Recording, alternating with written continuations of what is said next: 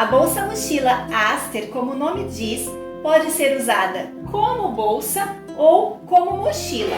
Ela possui essa alça longa e removível para ser usada como mochila ou também para ser usada na transversal ou no ombro.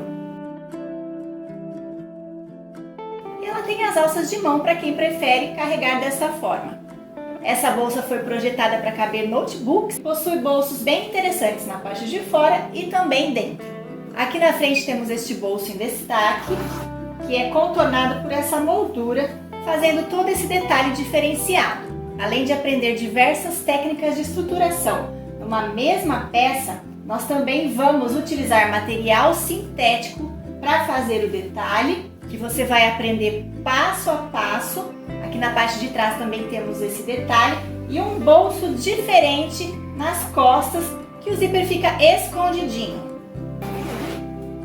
É um bolso bem grande, pega toda essa extensão. Outro diferencial dessa bolsa é que essa lateral tem a largura diferente. Começa mais estreita e aqui embaixo fica mais amplo, mais largo, possibilitando um espaço para você levar bem mais coisas do que simplesmente um notebook. Aqui na parte de dentro o espaço é bem amplo. Nós temos aqui, junto às costas, o bolso principal para o notebook. É um bolso acolchoado, onde nós vamos acomodar o notebook. E ele fica bem seguro e protegido. Deste outro lado nós temos aqui na parte de cima um bolsinho pequeno, que cabe um celular.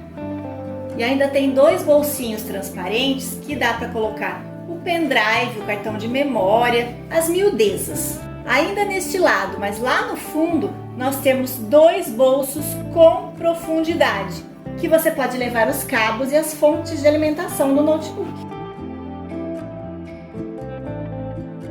Com tudo isso lá dentro, ainda sobra espaço para você levar outras coisas. Então, o que você está esperando para vir aprender essa peça comigo? Aguardo você!